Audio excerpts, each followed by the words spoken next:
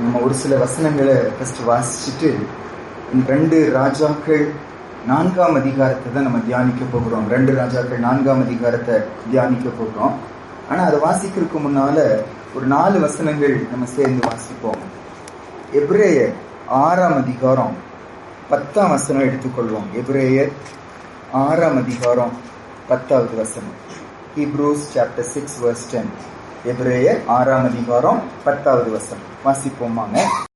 ஏனென்றால் உங்கள் கிரியையையும் நீங்கள் பரிசுத்தவான்களுக்கு ஊழியம் செய்ததினாலும் செய்து வருகிறதினாலும் தமது நாமத்திற்காக காண்பித்த அன்புள்ள பிரயாசத்தையும் மறந்து விடுகிறதற்கு தேவன் அநீதி உள்ளவர் அல்லவே.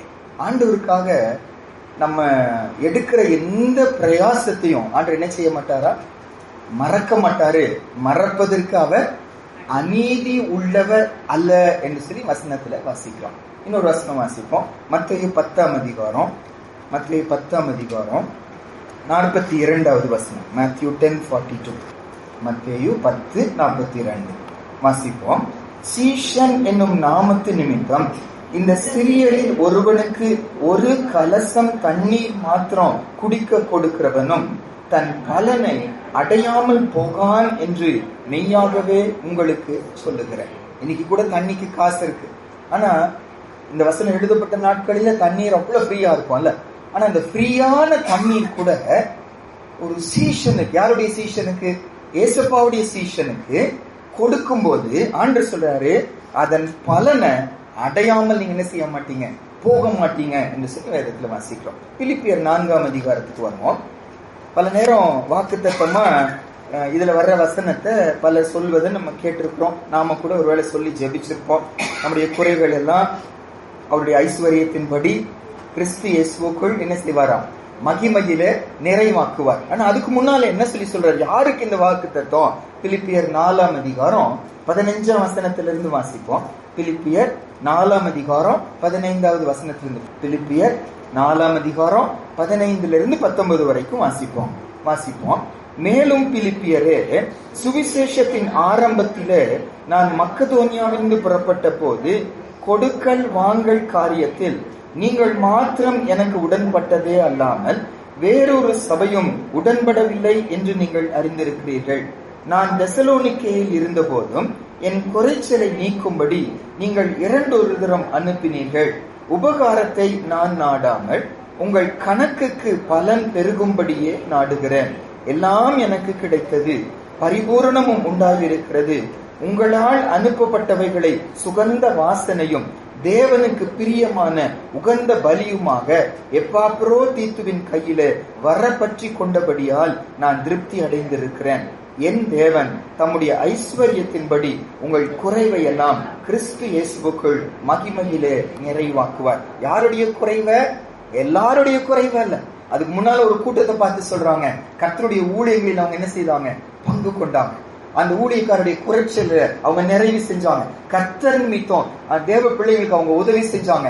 அதை மறப்பதற்கு ஆண்டவர் அநீதி உள்ளவர் அல்லன்னு சொல்லி வாசிக்கிறோம். நீதிமொழிகள் 19ஆம் அதிகாரம் நமக்கு நல்ல தெரிஞ்ச வசனம். ஏழைகளுக்கு நம்ம உதவி செய்யணும்னு வசனம் சொல்லி சொல்லுதுல, அங்க ஒரு காரணத்தை சொல்றார். நீதிமொழிகள் 19ஆம் அதிகாரம் 17வது வசனம். நீதிமொழிகள் 19:17 நம்ம சேர்ந்து வாசிப்போம்.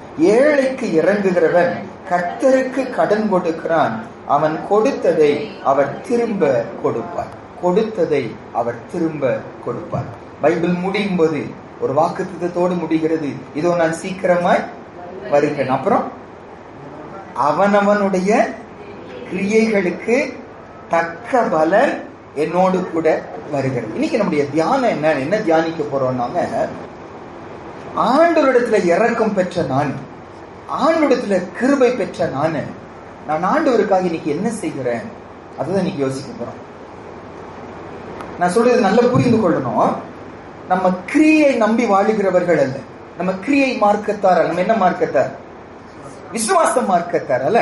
நம்ம தரிசித்து நடவாமல் நாம் விசுவாசித்து நடக்கிற ஒரு கூட்டத்தார். அதனால கிரியை செய்யக்கூடாதா? சும்மா அமைதியா உட்கார்ந்து கொள்ளலாம், வாங்கி கொண்டே இருந்து கொள்ளலாம், அப்படியா? இல்ல. சங்கீதக்காரன் சொல்லுகிறாரு, உம்மிடத்தில் பெற்ற உபகாரங்களுக்கு ஈடாய் நான் எண்ணத்தை செலுத்துவேன், ரட்சிப்பின் பாத்திரத்தை எடுத்துக்கொண்டு உம்மை நான் என்ன செய்வேன், தொழுது கொள்வேன். கானான் தேசத்துக்குள்ள ஜனங்க நுழைய போறாங்க. அடுத்த தலைமுறை உள்ள நுழைய போகிறது. வெறும் காலேப் அப்புறம் யோசுவா மட்டும்தான் அந்த பழைய ஆட்கள், மற்றவங்க எல்லாம் இறந்து போயிட்டாங்க. கடைசி சந்ததி, அந்த சந்ததி உள்ள நுழைய போகிறது. யங் பீப்புள் உள்ள நின்று கொண்டு இருக்கிறான். உள்ள நுழைய போறதுக்கு முன்னால செய்த பிரசங்கம் தான் உபாகமம். அந்த உபாகமத்துல என்னெல்லாம் இவங்க செய்ய போறாங்க, எப்படி எல்லாம் நடக்க போறாங்க அப்படின்னு சொல்லி வேதனையோடு ஆண்டவர் முன்பே அவர்களோடு எச்சரிக்கிறார். அதுல ஒரு வசனம் சொல்லுகிறாரு. உபாகமம் 32ஆம் அதிகாரத்துக்கு வாங்க, 6வது வசனம். டியூட்ரானமி 32:6. உபாகமம் 32:6 வாசிப்போமா? விவேகம் இல்லாத மதிகெட்ட ஜனங்களே, இப்படியா கர்த்தருக்கு பதில் அளிக்கிறீர்கள்? உன்னை ஆட்கொண்ட பிதா அவர் அல்லவா? உன்னை உண்டாக்கின, உன்னை நிலைப்படுத்தினவர் அவர் அல்லவா? அவங்க கர்த்தருக்கு உண்மை இல்லாம போயிட்டாங்க. அவர் நடத்தின விதங்களை மறந்து போயிட்டாங்க. வித்தியாசமா பதில் அளிக்கிறான். நன்மை பெற்றவர்கள் தீமையை விதைத்துக் கொண்டு இருக்கிறான். வேதனையோடு ஆண்டவர் பேசுகிறாரு. மதிகெட்ட ஜனங்களே, இதுவா நீங்க செய்யறது? அவருக்கு இப்படியா நீங்கள் பதில் அளிக்கிறீர்கள்? இன்னைக்கு காலையில நம்ம பக்கமா வருகிற வசன வார்த்தை என்ன தெரியுமாங்க? எவ்வளோ இரக்கத்தை பெற்றுட்டோம், எவ்வளோ கிருபையை பெற்றுக்கொண்டோம், எவ்வளவு ஆச்சரியமா கர்த்தர் நம்ம நடத்தி வந்திருக்கிறோம். இந்த ஆண்டவருக்கு என்ன பதில் செலுத்துகிறோம்? நம்முடைய ஜெபம் இன்னைக்கு எப்படி இருக்கு? நம்முடைய ஆராதனை எப்படி இருக்கு? நம்முடைய வாழ்க்கை எப்படி இருக்கு? இன்னும் தாங்க, இன்னும் தாங்க, இன்னும் தாங்கன்னு சொல்லிதான் நம்முடைய ஜெபமா? ஆண்டவரே, இல்ல ஆண்டவரே, போதும் ஆண்டவரே, நான் உங்களுக்காக என்ன செய்யணும், நான் என்ன செய்ய சித்தமா இருக்கிறீங்க? பாருங்க, ஒரு பெரிய வித்தியாசம் உண்டு உலக மக்களுக்கும் நமக்கும். அவங்க ஏதோது செஞ்சு தங்க தெய்வத்திட்ட ஏதோ அடையணும்னு நினைக்கிறாங்க. நானும் நீங்களும் பெற்றுக்கொண்டோம், இரக்கத்தை பெற்றுக்கொண்டோம், கிருபையை பெற்றுக்கொண்டோம், ரட்சிப்பை பெற்றுக்கொண்டோம். நன்றியா நமக்கு அவருக்காக என்ன செய்கிறோம், வாழுகிறோம். ஆனா அவருக்காக நம்ம என்ன செஞ்சாலும் ஆண்டவர் என்ன செய்ய மாட்டார், அதை மறக்க மாட்டார். பெர்க்மான்ஸ் பிரதருடைய பாடல் தான் உண்டல்ல, மறவாமல் நினைத்தீரையா. நம்ம செய்கிற ஒன்னொன்னையும் கர்த்தர் ஞாபகத்துல வைக்கிறார். கொர்னிலேயுவுக்கு சுவிசேஷம் அறிவிக்கப்பட்டதின் காரணம் என்ன? அந்த தேவதூதன் வந்து சொல்லுகிறாரு, உன்னுடைய தர்மங்களும் உன்னுடைய ஜெபமும் கர்த்தருடைய சந்நிதியில் அவருக்கு நினைப்பூட்டதெல்லாம் என்ன செஞ்சுச்சு, வந்ததுன்னு வாசிக்கிறோம். என்னுடைய ஜெபத்துல கணக்குல வைக்கிறார், என்னுடைய கண்ணீரை கணக்குல வைக்கிறார், நான் செய்கிற தியாகங்களை கணக்குல வைக்கிறார். கர்த்தர் நிமித்தம் செய்கிற ஒண்ணு கூட, அது அப்ப வாசிச்சோம் பாருங்க, ஒரு கலசம் தண்ணீர் கொடுத்தா கூட ஏசப்பா என்ன செய்ய மாட்டாரா, மறக்க மாட்டார். யோசபாத் ராஜா தப்பு செய்யறார், ஆகாப் ராஜாவோடு கூட ஐக்கியப்பட்டு என்ன செய்ய போகிறார். ஆனா கடைசி நிமிஷத்துல கர்த்தர் கிருபையாய் யோசபாத்தை பாதுகாத்து வந்துட்டார். அப்ப ஆண்டவர் யோசபாத்தை தீர்க்கதரிசியை அனுப்புகிறார். கர்த்தரை விரோதிக்கிற ஒருத்தரோடு நீ என்ன செய்கிற, இணைஞ்சு நீ போகிற, ஆனாலும் உன்னிடத்தில் நன்மை காணப்பட்டபடியினால் நீ கர்த்தரை தேடினாய், கர்த்தருக்கு பிரியமில்லாத காரியங்களை தேசத்துல விலக்கினாய், ஆகையால் உனக்கு கர்த்தருடைய கண்களில் என்ன செஞ்சிச்சு, கிருபை கிடைச்சதுன்னு சொல்லி யோசபாத்தை சொல்லுகிறத வாசிக்கிறோம். நம்ம என்ன இன்னைக்கு தியானிக்கிறோம், ஆண்டவரே என் லைஃப்ல நான் உமக்காக வாழணும், உங்க சித்தம் செய்யணும், எனக்காக நீங்க செய்து முடியும், எனக்காக என்ன குறிச்சிருக்கிறீங்களோ அதை நான் செய்து முடியும். நாம செய்ய போகிறது இல்லை. தெளிவா பைபிள் சொல்லி எபேசியர் 2:10 அவைகளை அவர் முன்னதாக என்ன செஞ்சிருக்காங்க, ஆயத்தம் பண்ணி வச்சிருக்கிறாங்கன்னு வசனம் சொல்லுது. நம்மை கொண்டு செய்யப்படணும் காரியங்கள் உண்டு, நான் சொல்ல வேண்டிய சுவிசேஷம் உண்டு, நான் சந்திக்க வேண்டிய ஆத்துமாக்கள் உண்டு, நான் இழக்க வேண்டிய காரியங்கள் உண்டு, நான் உதவி செய்ய வேண்டிய காரியங்கள் உண்டு. ஆனா எதுவுமே வீணா போகிறது இல்லை. நான் என்ன செஞ்சாலும் அதுக்காக பின்னால என்ன செய்ய மாட்டேன், நான் ஏமாந்து போயிட்டேன், தெரியாம செலவு பண்ணிட்டேன், தெரியாம விட்டுட்டேன், வாழ்நாள ஏமாந்துட்ட சொல்லவே மாட்டேன். we will never regret. கர்த்தருக்காக என்ன செஞ்சாலும், அங்க வாசிக்கிறோம் பாருங்க, ஏழைக்கு இறங்குகிறவன் கர்த்தருக்கு கடன் கொடுப்பான், அவன் கொடுத்ததை நிச்சயமா கர்த்தர் என்ன செய்வார், ஏன்னா அவர் கடனாளியா மட்டும் என்ன செய்ய மாட்டார், இருக்க மாட்டார். அப்ப இன்னைக்கு என்ன உற்சாகம் அடைகிறோம், பிசாசு சொல்லுகிறான், உன் குடும்பத்துக்கு வேணுமே, உன் குடும்பத்துக்கு நீ வேலை செய்யணுமே, இதுக்கு நீ நேரம் கொடுக்கணுமே, கர்த்தருக்காக கொடுத்துக்க உனக்கு இல்லாம போயிருமே. ஆனா ஆண்டவர் சொல்றாரு, அவருக்காக செய்கிற ஒன்னொன்னையும் கணக்குல வைக்கிறாரு, அதற்கேற்ற பலன் நமக்கு கொடுப்பாரு. அவர் சமூகத்துல போகும்போது அதை நம்ம என்ன செய்வோம், அனுபவிப்போம். இதனுடைய முன் அடையாளமாக இந்த 2 ராஜாக்கள் 4ஆம் அதிகாரத்துக்கு வருவோம். எலிசா தீர்க்கதரிசி மூலமா அந்த பகுதியில ஆண்டவர் செய்த ஒரு சில கிரியைகளை நம்ம பார்க்கிறோம். ஆக்சுவலா நீங்க அந்த அதிகாரத்தை நீங்க டைம் எடுத்து வாசிச்சு பாருங்க. அப்ப இன்னைக்கு நம்ம தியானிக்கிற வசனங்கள் எல்லாம் கொஞ்சம் ஒப்பிட்டு பாருங்க, இன்னும் உபயோகமா இருக்கும். 2 ராஜாக்கள் 4ஆம் அதிகாரத்துல 5 முக்கியமான சம்பவங்கள் உண்டு. 5 முக்கியமான சம்பவங்கள் உண்டு. அதுல 4 சம்பவங்களில மரணம் சம்பந்தப்பட்டதை நம்மால் என்ன செய்ய முடியும், பார்க்க முடியும். 4 சம்பவங்கள், அந்த சம்பவங்கள் தான் கொஞ்சம் எடுத்து பார்த்துட்டு, அந்த மரணம் சம்பவிக்க வேண்டிய காரியங்களில கர்த்தர் கிரியை செய்கிறார். கர்த்தர் காரியங்களை மாற்றுகிறார். அந்த இடத்துல மகிழ்ச்சி வருகிறது, ஆசீர்வாதம் வருகிறது. அதுக்கு காரணம் என்னன்னா, அது சம்பந்தப்பட்டவங்க ஒரு சில காரியங்கள் என்ன செய்தாங்க. ஆண்டவருக்கு முன்னால் அது நினைப்பூட்டுதலா வந்துச்சு. அதுக்குரிய பலனாக ஆண்டவர் அந்த மரணத்து சூழ்நிலைகளை மாற்றி கர்த்தர் ஜீவனை என்ன செய்தார், கட்டளையிட்டார் என்று சொல்லி இந்த சம்பவத்துல வாசிப்போம். இப்ப நம்ம முதல் 7 வசனங்கள் நம்ம சேர்ந்து வாசிப்போம். 2 ராஜாக்கள் 4ஆம் அதிகாரம் முதல் 7 வசனங்கள். 2 ராஜாக்கள் 4ஆம் அதிகாரம் முதல் 7 வசனங்கள் வாசிப்போம். தீர்க்கதரிசிகளுடைய புத்திரரில் ஒருவனுக்கு மனைவியாய் இருந்த ஒரு ஸ்திரீ எலிசாவை பார்த்து, உமது அடியான் ஆகிய என் புருஷன் இறந்து போனான். உமது அடியான் கர்த்தருக்கு பயந்து நடந்தான் என்பதை அறிவீர். கடன் கொடுத்தவன் இப்போது என் 2 குமாரரையும் தனக்கு அடிமைகளாக்கிக் கொள்ள வந்தான் என்றார். எலிசா அவளை நோக்கி, நான் உனக்கு என்ன செய்ய வேண்டும்? வீட்டில் உன்னிடத்தில் என்ன இருக்கிறது சொல் என்றான். அதற்கு அவள், ஒரு குடம் எண்ணெய் அல்லாமல் உமது அடியாளுடைய வீட்டில் வேறொன்றும் இல்லை என்றாள். அப்பொழுது அவன், நீ போய் உன்னுடைய அயல் வீட்டுக்காரர் எல்லாரிடத்திலும் அநேகம் வெறும் பாத்திரங்களை கேட்டு வாங்கி உள்ளே போய் உன் பிள்ளைகளுடன் உள்ளே நின்று கதவை பூட்டி அந்த பாத்திரங்கள் எல்லாவற்றிலும் வார்த்து நிறைந்ததை ஒரு பக்கத்தில் வை என்றான். அவள் அவனிடத்தில் இருந்து போய் தன் பிள்ளைகளுடன் கதவை பூட்டிக் கொண்டு இவர்கள் பாத்திரங்களை அவளிடத்தில் கொடுக்க அவள் அவைகளில் வார்த்தாள். அந்த பாத்திரங்கள் நிறைந்த பின் அவள் தன் மகன் ஒருவனை நோக்கி, இன்னும் ஒரு பாத்திரம் கொண்டு வா என்றாள். அதற்கு அவன், வேறே பாத்திரம் இல்லை என்றான். அப்பொழுது எண்ணெய் நின்று போயிற்று. அவள் போய் தேவனுடைய மனுஷனுக்கு அதை அறிவித்தாள். அப்பொழுது அவன், நீ போய் அந்த எண்ணெயை விற்று உன் கடனை தீர்த்து மீந்ததை கொண்டு நீயும் உன் பிள்ளைகளும் ஜீவனம் பண்ணுங்கள் என்றான். இந்த குடும்பம் அழிய போகிறது. இந்த குடும்பத்துல கடன் பிரச்சனையினால பிள்ளைகள் என்ன ஆக போறாங்க, அடிமைகளாக போறாங்க. இந்த வீட்டின் தலைவர் மரிச்சு போயிட்டான். தீர்க்கதரிசிகளின் புத்திரர் எலிசாவுடைய ஸ்கூல் ஆஃப் ப்ராஃபட்ஸ், அங்கங்க தீர்க்கதரிசிகளின் கூட்டங்கள் அங்கங்க வச்சு கர்த்தருடைய வார்த்தையை இவங்க சொல்லி கொடுத்து கொண்டிருக்கிறாங்க. ஒரு கூட்ட ஜனத்தை ஆயத்தப்படுத்தி கொண்டிருக்கிறாங்க. அதுல ஒருவர் தான் இந்த சகோதரன். சடனா அந்த சகோதரன் என்ன செஞ்சுட்டாங்க, மரிச்சு போயிட்டாங்க. 2 பசங்க, ஆனா பெரிய கடன்ல இருக்கிறாங்க. இப்ப கடன் கொடுத்தவங்க இவங்க இறந்து போயிட்டாங்கன்னு சொல்லி தெரிஞ்ச உடனே இவங்க கட்ட மாட்டாங்கன்னு சொல்லி அறிஞ்சு அந்த 2 வாலிப பசங்களை என்ன செய்ய போறாங்க, அடிமைகளாய் கொண்டு போக போகிறாங்க. அப்ப இந்த சகோதரி வந்து எலிசாட்ட வந்து அழுகிறாங்க. எங்க சூழ்நிலை எப்படி இருக்கிறது, எங்க குடும்பம் அழிய போகிறது, கணவர் இறந்து போயிட்டாங்க, எங்க குடும்பமும் இப்போ அழிய போகிற சூழ்நிலை வந்ததுன்னு சொல்லி சொல்லும்போது எலிசா மூலமா ஆண்டவர் ஒரு கிரியை செய்கிறாரு.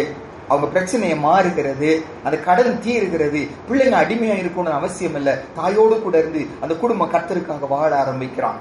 இதற்கு காரணம் என்ன, இந்த இடத்துல அப்பா மரிச்சு போயிட்டாங்க, குடும்பங்கள் எல்லாம் அழிந்து போக போகிறது, ஒரு டெத் அந்த ஃபேமிலியில, இதனால அழிவு வரப்போகிறது. ஆண்டவர் அந்த அழிவை மாற்றி ஒரு ஜீவன் அந்த குடும்பத்துல கொண்டு வர காரணம் என்ன, ஒரு காரணத்தை அந்த இடத்துல வாசிக்கிறோம். 4ஆம் அதிகாரம் முதல் வசனம் மட்டும் மறுபடியும் ஒரு வசனம் வாசிப்போம் பாருங்க.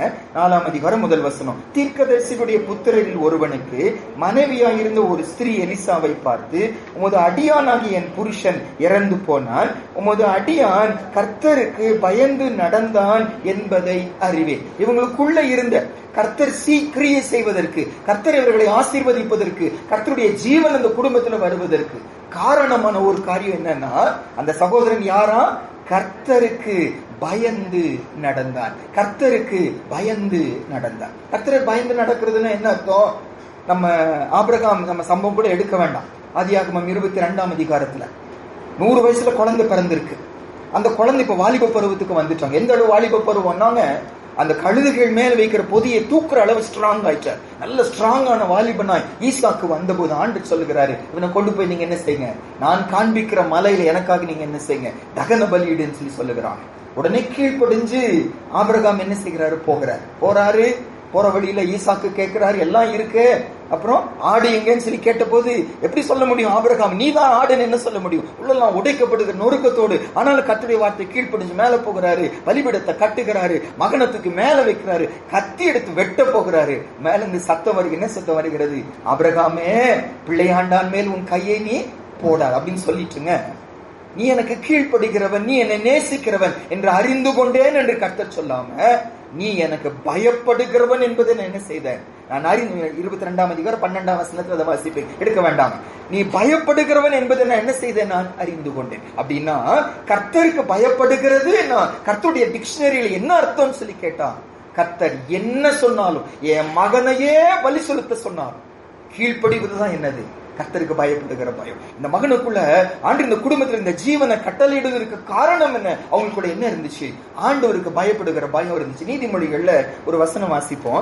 அந்த ஆண்டவருக்கு ஒரு மனுஷன் பயப்படும் போது அதுக்குரிய பலன் நிச்சயமா உண்டு என்று சொல்லி சாலமோன் மூலமா ஆண்டவரிடத்துல சொல்வதை பார்க்கிறோம். நீதிமொழிகள் 22ஆம் அதிகாரம் 4வது வசனம். Proverbs 22:4. நீதிமொழிகள் 22ஆம் அதிகாரம் 4வது வசனம் வாசிப்போமாங்க.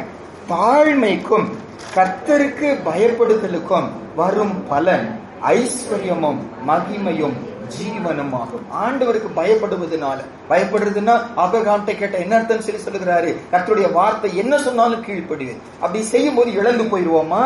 நமக்கு நஷ்டம் வந்து விடுமா? நம்ம ஏமாந்து போயிருவோமா? இந்த பூமியில எல்லாம் இழந்து போயிருவோமான்னு சொல்லி கேட்ட வசனம் சொல்லுது. ஆண்டவர் பிராமிஸா சொல்றாரு, அவருக்கு ஒரு மனுஷன் பயப்படும் போது அவனுக்கு 3 காரியம் நடக்குமா?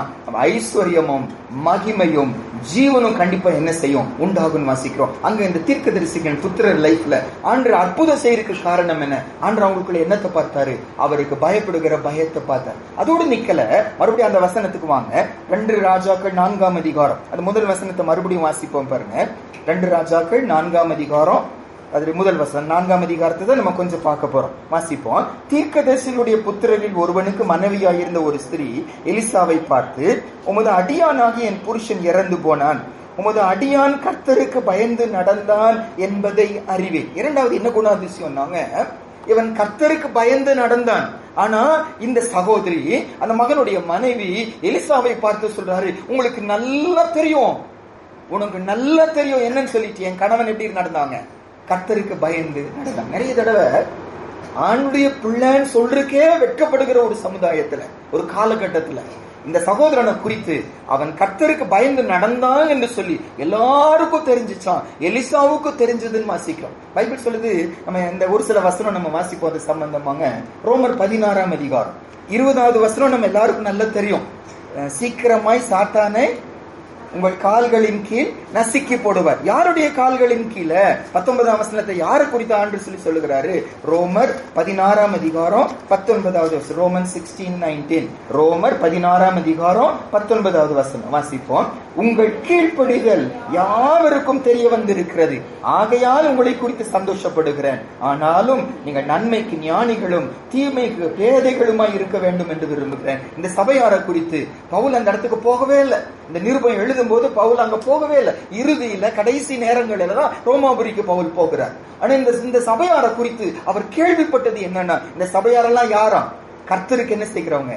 கீழ்ப்படுகிறவர்கள். கர்த்தருக்கு கீழ்ப்படுகிறவர்கள். அப்ப கீழ்ப்படிஞ்சாதான் நம்ம வாசிக்கிறோம், தேவனுக்கு கீழ்ப்படிந்திருங்கள், பிசாசுக்கு எதிர்த்து நில்லுங்கள், அவன் உங்களை விட்டு ஓடி போவான். அப்பேற்பட்ட மக்களுக்கு தான் சொல்றாரு, சமாதானத்தின் தேவன் சீக்கிரமாய் சாத்தானை உங்க கால்களின் கீழ் நசுக்கி போடுவார். இவங்க கீழ்ப்படிதல் எல்லாருக்கும் தெரிய வந்துச்சான். இன்னைக்கு கொஸ்டின் என்ன தெரியுமாங்க? என் லைஃப்ல என்ன பத்தி எந்த காரியம் வெளியே தெரிகிறது? ரோமாபுரி சபையாரை குறித்து கீழ்ப்படிதல் வெளியே தெரிஞ்சிச்சு. அந்த தீர்க்கதரிசியின் புத்திரருடைய லைஃப்ல தேவனுக்கு பயப்படுகிறோம் என்பது வெளியே தெரிஞ்சிச்சு. என் லைஃப்ல என்னத்தை காட்டுகிறேன்? என் படிப்பை நான் காட்டுகிறேனா? என் அழகை நான் காட்டுகிறேனா? என்னுடைய திறமையை காட்டுகிறேனா? அல்லது ஆவிக்குரிய குணாதிசயங்கள் வெளியே வெளிப்படுகிறதா? 1 தெசலோனிக்கேர்ல கூட தெசலோனிக்கே சபையாரை பத்தி சொல்லப்பட்ட ஒரு சாட்சி பாருங்க. 1 தெசலோனிக்கேர் 1ஆம் அதிகாரத்துல 8-9.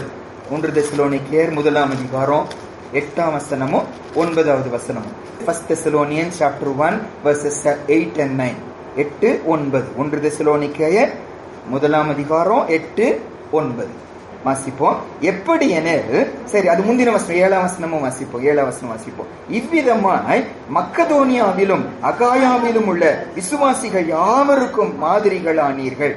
எப்படி எனில், உங்களிடத்திலிருந்து கர்த்தருடைய வசனம் மக்கதோனியாவிலும் அகாயாவிலும் தொனித்ததும் அல்லாமல் நாங்கள் அதை குறித்து ஒன்றும் சொல்ல வேண்டியதாயிராதபடிக்கு தேவனை பற்றின உங்கள் விசுவாசம் எங்கும் பிரசித்தமாய். 9-10 வாசி முடிச்சிருவோமா? எவ்வளவு அழகான சாட்சி இந்த சபையாரை குறித்து. ஏனெனில் அவர்கள் தாமே எங்களை குறித்து உங்களிடத்தில் நாங்கள் அடைந்த பிரவேசம் இன்னதென்பதையும் ஜீவனுள்ள மெய்யான தேவனுக்கு ஊழியம் செய்வதற்கு நீங்கள் விக்கிரங்களை விட்டு தேவனிடத்திற்கு மனம் திரும்பினதையும் அவர் மரித்தோரிலிருந்து எழுப்பினவரும் இனி வரும் கோபாக்கினையிலிருந்து நம்மை நீங்களாக்கி ரட்சிக்கிறவருமாய் இருக்க அவருடைய குமாரனாக இயேசு பரலோகத்திலிருந்து வருவதையும் நீங்கள் எதிர்பார்த்து கொண்டிருக்கிறதையும் அறிவிக்கிறார்களே. மக்கதோனியாங்கிற ஒரு நாடு, அகாயாங்கிற ஒரு நாடு, இந்த 2 நாட்டுல இருக்கிறவங்களுக்கு இந்த தெசலோனிக்கே ஒரு சின்ன பட்டணத்தில் இருக்கிற மக்களை குறித்து சாட்சி வெளிப்பட்டுச்சான். என்ன சாட்சி வெளிப்பட்டுச்சான்? வசனம் வெளிப்பட்டுச்சான். அவங்க விசுவாசிகள் என்று வெளிப்பட்டுச்சான். அவங்க மனம் திரும்பினவர்கள் என்று வெளிப்பட்டுச்சான். வருகைக்காக காத்திருக்கிறவர்கள் என்று வெளிப்பட்டுச்சான். இன்னைக்கு என் லைஃப்ல கர்த்தர் கிரியை செய்யணுமா? என் குடும்பத்துல மரணத்துக்கு ஏதுவான காரியங்கள் ஜீவனுக்கு ஏதுவாய் மாறணுமா என்று ஆண்டவர் எதிர்பார்க்கிறாரு. அவருக்கு பயப்படுகிறவனா இருக்கணும். அந்த பயப்படுதல் யாவருக்கு என்ன செய்யணும்? தெரியவன். ரகசிய கிறிஸ்தவனா நம்ம ரொம்ப நாள் இருக்க முடியாது. மலை மேல இருக்கிற பட்டணம் என்ன ஆகாதான்? மறைந்திருக்க முடியாது. ஆண்டுடைய பிள்ளையான நிச்சயமா என்ன செஞ்சதாகணும்? வெளியே தெரிந்துதான் ஆகும். அதனால விளைவுகள் வரலாம், என்ன வேணா வரலாம். ஆனா ஆண்டுடைய பிள்ளை மறைந்திருக்க முடியும். Can never be secret Christian for long. ரொம்ப நாள் அப்படி இருக்கவே முடியும். வெளிப்பட்டுதான் ஆகணும். இன்னைக்கு எனக்குள்ள என்ன வெளிப்படுகிறது? என்னத்தை உலகத்துக்கு காட்டுகிறேன்? என்ன சாட்சி நான் சொல்லுகிறேன்? பூமிக்குரிய ஆசீர்வாதத்தை உயர்த்தினார் என்று சொல்லி சொல்லுகிறோமா? அல்லது ஆவிக்குரிய காரியத்தில் என்ன உயர்த்தினார் என்று சொல்லுவோமா? ஒரு சின்ன பைசா கூட என்னால் விட்டு கொடுக்க முடியாது. இன்னைக்கு லட்சக்கணக்கான சொத்துக்களை கர்த்தர் நிமித்தம் விட்டு கொடுக்க கர்த்தர் உதவி செய்தார். சாட்சி சொல்ல முடியுமா? எனக்கு லைஃப்ல என்ன வெளிப்படுத்துகிறோம்? என்னத்தை சாட்சி சொல்லுகிறோம்? என்னத்தை ஜனங்க காண்கிறாங்க? ஆண்டவரே, உம்மை வெளிப்படுத்த உங்க சுபாவம். நமக்கு அந்த சுபாவம் இல்லை. நமக்கு பயப்படும் பயம் இல்ல, நமக்குள்ள பரிசுத்தம் இல்ல, நமக்குள்ள மனம் திரும்புதல் இல்ல, நமக்காக வருகை காத்திருக்க சுபாவம் நமக்குள்ள. அவர் வரும்போதுதான் அவரோட சுபாவம் என்ன செய்யும்? வெளிப்பட ஆரம்பிக்கும். இந்த இடத்துல முதல் சம்பவத்துல அந்த குடும்பத்துல ஜீவன் வெளிப்பட்டதற்கு காரணம் என்ன? கர்த்தருக்கு பயந்தார்கள். அந்த பயப்படுகிற பயம் அவங்களுக்குள்ள இருப்பதை சுற்றி இருக்கவங்க என்ன செய்தாங்க? கண்டாங்கன்னு சொல்லி வாசிக்கிறோம். இயேசு அந்த வீட்டுல இருக்கிறார் என்று ஜனங்கள் என்ன செய்தாங்க? கேள்விப்பட்டாங்க. வீட்டுக்கு ஓடி வந்தாங்க. மார்க் 2ஆம் அதிகாரத்துல வாசிக்கிறோம். கூரையை பிரிச்சு அந்த மகனை உள்ள நுழைச்சாங்க பாருங்க. அந்த சம்பவத்துல அழகா போட்டிருக்கோம். இயேசு வீட்டுல இருக்கிறார் என்று ஜனங்கள் கேள்விப்பட்டாங்க. பேதுருடைய மாமி இருக்கிறாங்கன்னு கேள்விப்படல. பேதுரு இருக்கிறாருன்னு கேள்விப்படல. இயேசு இருக்கிறாருன்னு கேள்விப்பட்டாங்க. இன்னைக்கு என்னத்தை காட்டுகிறோம்? இயேசுவை காட்டுகிறோமா? இயேசுவை வெளிப்படுத்துகிறோமா? அல்லது நம்முடைய பிள்ளைகளை, நம்முடைய அழகை, நம்முடைய படிப்பை, நம்முடைய தாளந்துகளை வெளிப்படுத்துகிறோம்? ஆண்டவரே, உம்மை காட்டுகிறவர்களா எங்களை நீங்க மாற்றுங்க இயேசுப்பா. இரண்டாவதாக அதே 2 ராஜாக்கள் 4ஆம் அதிகாரத்துக்கு வருவோம். அடுத்த சம்பவம் பாருங்க. 2 ராஜாக்கள் 4ஆம் அதிகாரம் 8ஆம் வசனத்திலிருந்து நம்ம வாசிப்போம். 2 ராஜாக்கள் 4ஆம் அதிகாரம் 8ஆம் வசனத்திலிருந்து 17ஆவது வசனம் வரைக்கும் நம்ம வாசிச்சிருவோம். 2 ராஜாக்கள் 4ஆம் அதிகாரம் 8லிருந்து 17 வரைக்கும் அடுத்த சம்பவத்தை நம்ம பார்க்கிறோம். 2 ராஜாக்கள் 4:8 17 வரைக்கும் வாசிப்போம். பின்பு ஒரு நாள் எலிசா சூனியமுக்கு போயிருக்கும் போது அங்கே இருந்த கனம் பொருந்திய ஒரு ஸ்திரீ அவனை போஜனம் பண்ண வருந்தி கேட்டுக்கொண்டாள். அப்படியே அவன் பயணப்பட்டு வருகிற போதெல்லாம் போஜனம் பண்ணும்படி அங்கே வந்து தங்குவான். அவள் தன் புருஷனை நோக்கி, இதோ நம்மிடத்தில் எப்போதும் வந்து போகிற தேவனுடைய மனுஷனாகிய இவர் பரிசுத்தவான் என்று காண்கிறேன். நாம் மெத்தையின் மேல் ஒரு சிறிய அறை வீட்டை கட்டி அதில் அவருக்கு ஒரு கட்டிலையும் மேஜையையும் நாற்காலியையும் குத்து விளக்கையும் வைப்போம். அவர் நம்மிடத்தில் வரும்போது அங்கே தங்கலாம் என்றாள். ஒரு நாள் அவன் அங்கே வந்து அந்த அறை வீட்டிலே தங்கி அங்கே படுத்து கொண்டிருந்தான். அவன் தன் வேலைக்காரனாகிய கேயாசை நோக்கி, இந்த சூனேமியாளை அழைத்து கொண்டு வா என்றான். அவளை அழைத்து கொண்டு வந்தான். அவள் அவனுக்கு முன்பாக நின்றாள்.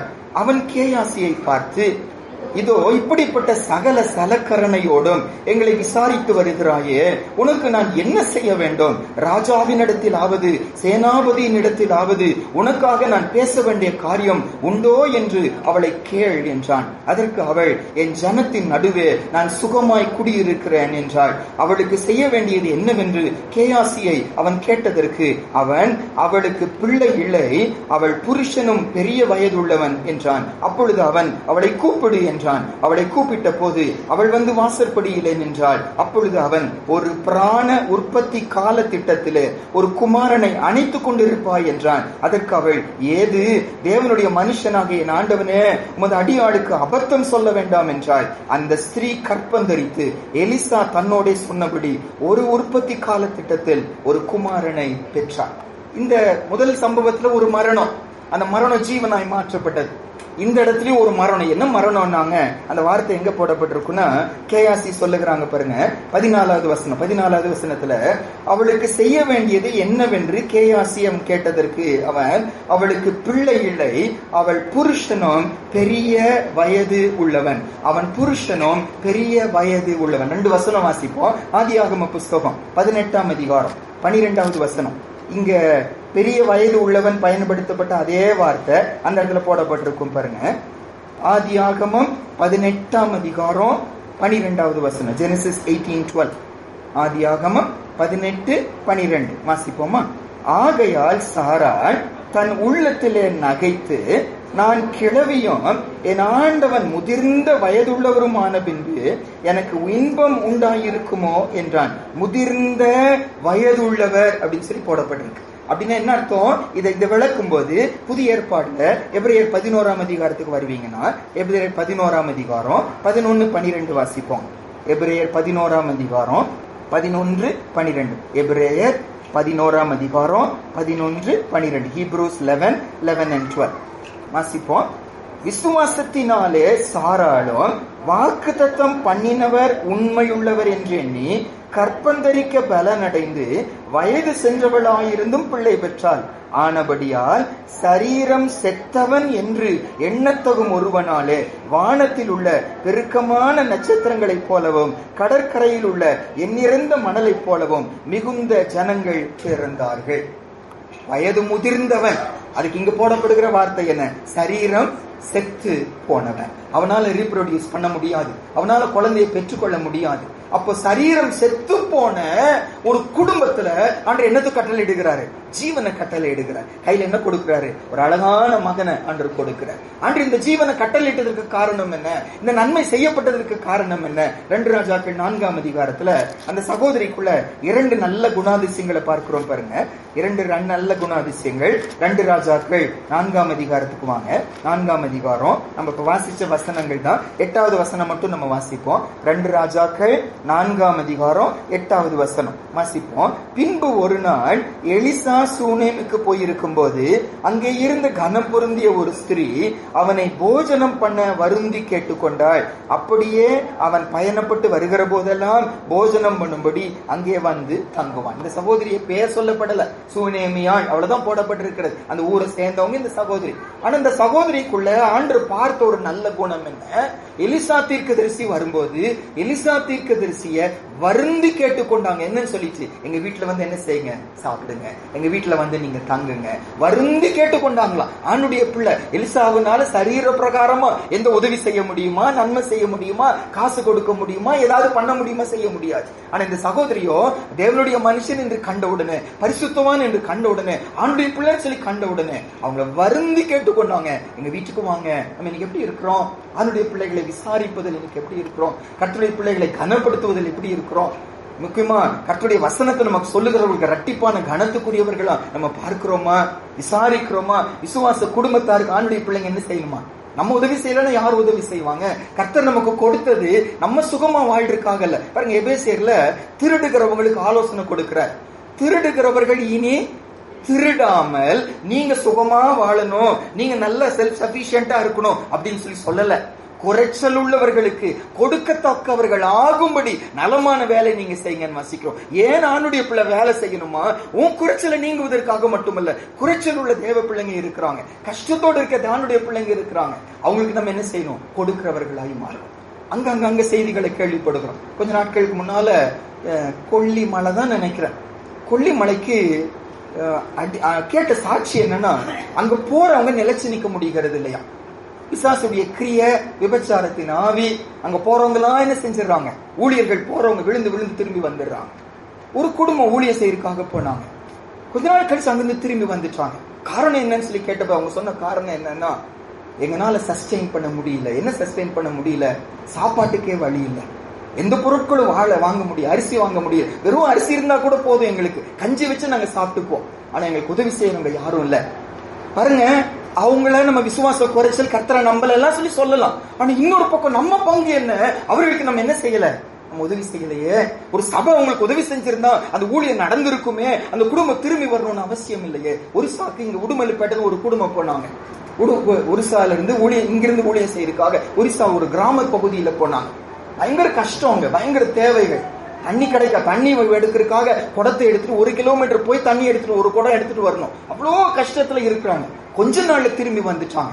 ஏன்? எங்களால தாக்கு பிடிக்க முடியல, தேவைகள் சந்திக்கப்படவில்லை, வீடு சரியில்லை, வசதிகள் சரியில்லைன்னு வந்துட்டான். அவங்க குறிச்ச கர்த்தரை விசுவாசிக்கல ஒரு பக்கம். ஆனா இந்த இடத்துல நம்ம பங்கு இருக்கிறத சபை நம்ம என்ன செய்யல, அவங்க தேவைகளை சந்திக்கவில்லையே. அப்போ இந்த இடத்துல இந்த சூனேமியாளை குறித்து வசனம் சொல்லுது, கனம் பொருந்தின ஒரு ஸ்திரீ, நல்ல பணக்கார ஒரு ஸ்திரீ, நான் நல்லா சம்பாதிக்கணும், நான் இன்னும் பெருசாகணும்னு சொல்லி நினைக்கல. எலிசாக்கு என்ன செஞ்சாங்க? உதவி செய்தாங்கன்னு வாசிக்கிறோம். சும்மா உதவி மட்டும் செய்யல, சாப்பாடு மட்டும் போடல, தான் வீட்டுல மேல என்ன செஞ்சாங்க? ஒரு ரூம் கட்டி கொடுத்து, என் பிள்ளை படிக்கிறதுக்குன்னு வீட்டை வைக்கல, நான் போய் ரெஸ்ட் எடுக்கிறதுக்குன்னு ரூம் கட்டல. யாரு கொடுத்தாங்க? அந்த ஊழியனுக்கு கொடுத்தாங்க. பூட்டியே தான் இருக்குமா. எலிசா வந்த மட்டும் தான் அந்த வீட்டுக்குள்ள போவாங்க. இந்த அளவு சாட்சியா இருந்திருக்கிறாங்க. அந்த கிரியை கர்த்தர் கண்டார், அந்த நற்கிரியை கர்த்தர் கண்டார். மரணம் வந்த வீட்டுல கர்த்தர் என்ன கொடுத்தாரு? ஜீவனை கொடுத்தாருன்னு வாசிக்கிறோம். இந்த சுபாவம் மட்டும். அவருக்கு இன்னொரு சுபாவம் பாருங்க.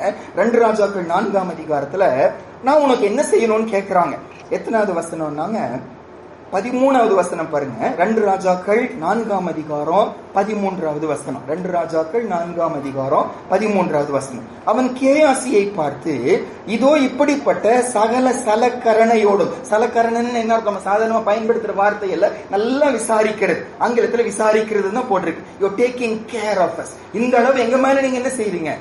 கரிசனையா இருக்கிறீங்க, இரக்கம் பாராட்டுறீங்க, எங்க தேவைகள் எல்லாம் நீங்க சந்திக்கிறீங்க.